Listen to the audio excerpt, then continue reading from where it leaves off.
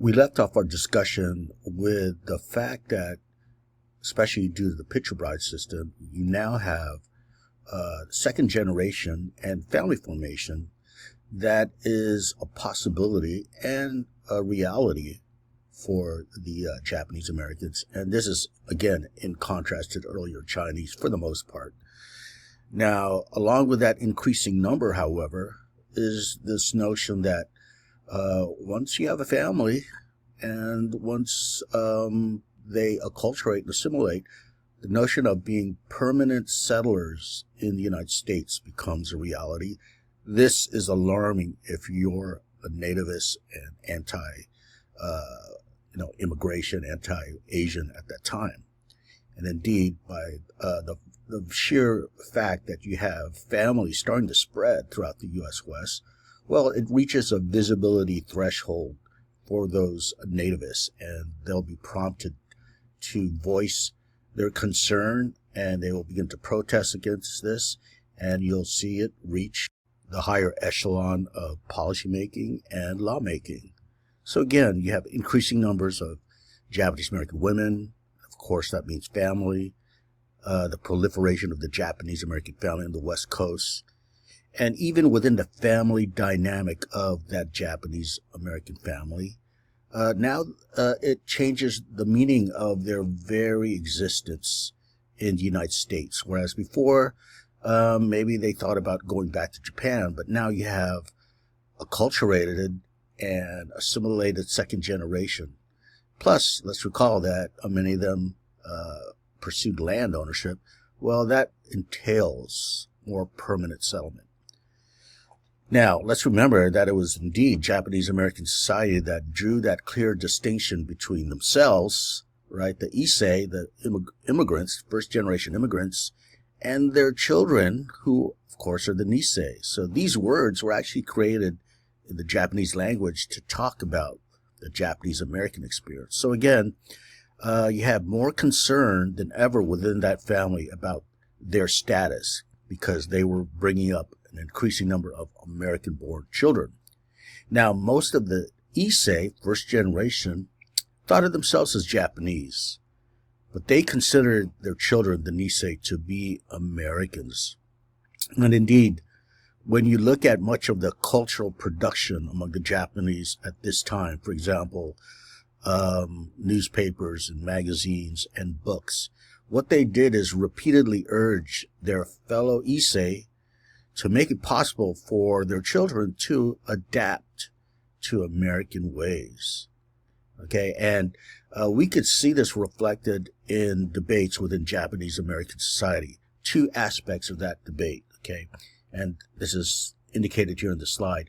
One is concerning the place of Japanese schools, which I'll discuss in a second, and in general, we're talking about education here.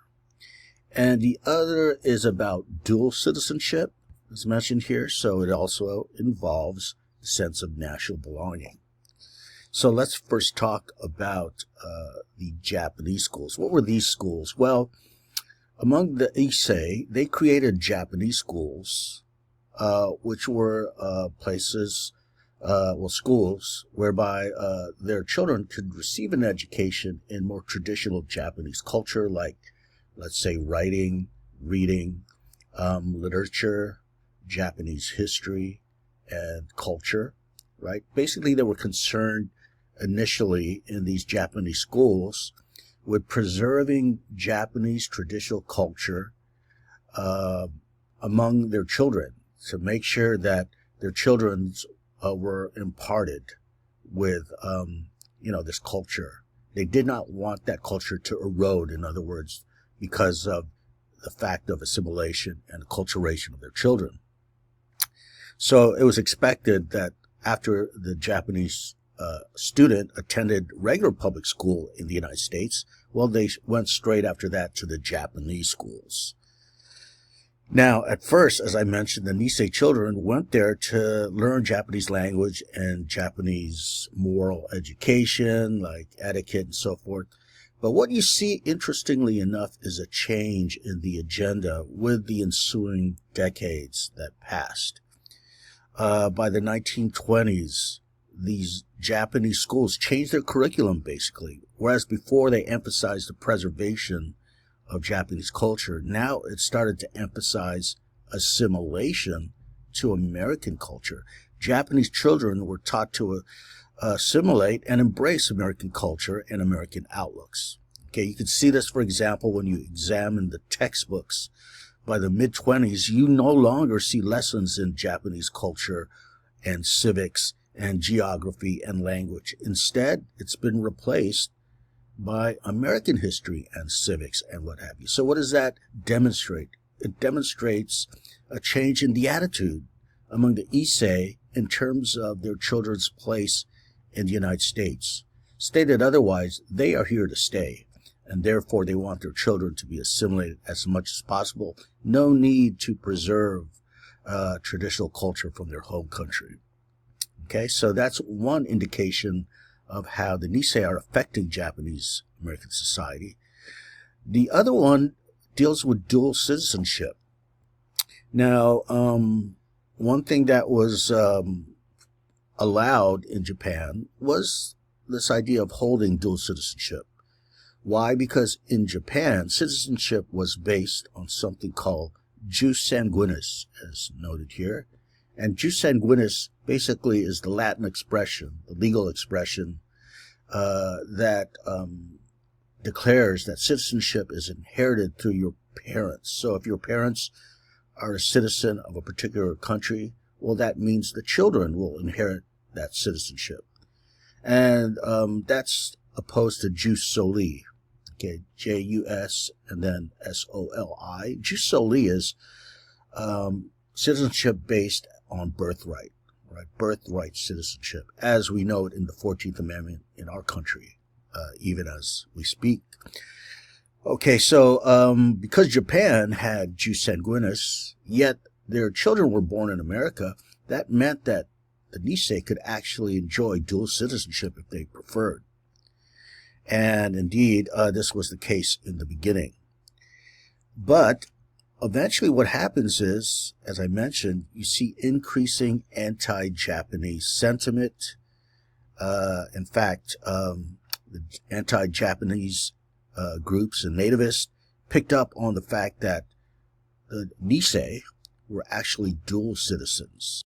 So these anti-Japanese groups, the nativists, used this as a weapon against the Japanese settlers. It was weaponized. Okay, you see the weaponization of citizenship.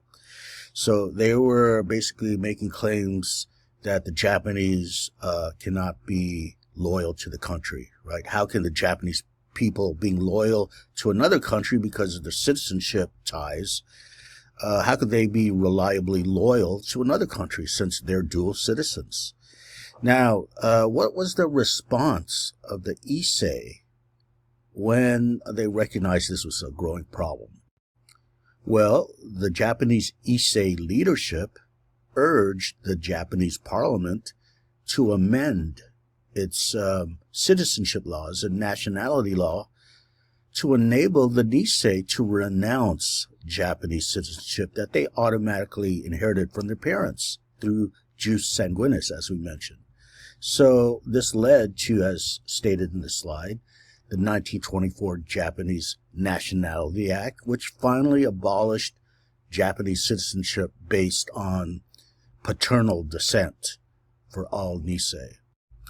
So notice, just like the earlier picture bride passport system being abolished under pressure by the nativists, so too do you see citizenship laws changing, being amended due to nativist pressure, and that leads to the Nisei no longer having this right of jus sanguinis, that is to say, dual citizenship.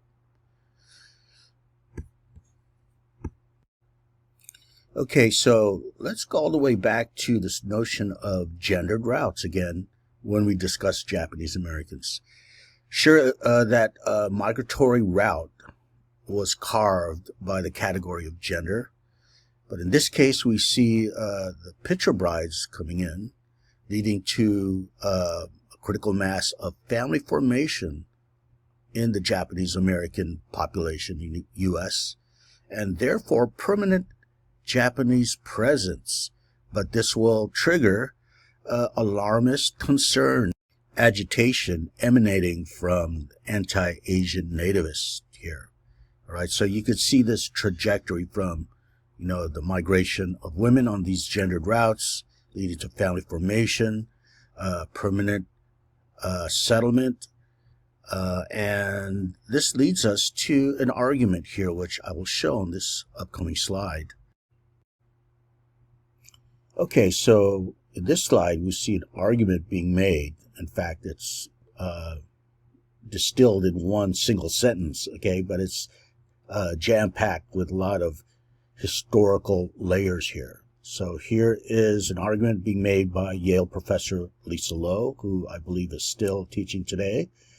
And now my hope is that you could discern the meaning behind this. You could dissect what this is arguing in terms of, the historical categories and terms involved, and you can make sense of it, right? So here's the sentence. Asian Americans were a racialized, non-citizen labor force which precluded the reality of Asian reproductive family via gender exclusion and thus permanent settlement. Yet they were deemed necessary to build U.S. capitalism. So we know the meaning of the term racialization. That's another way of saying, they were essentialized, right? Racial essentialism, which we talked about. We know they are barred from citizenship until Wong Kim Ark comes along and allows second generation, right? But certainly in the beginning, they're non-citizen, especially through the aliens ineligible for citizenship provision that was added to the 1882 Chinese Exclusion Act. We totally understand that they're a labor force, right? Because that's the demand of U.S. capital connected to cheap labor.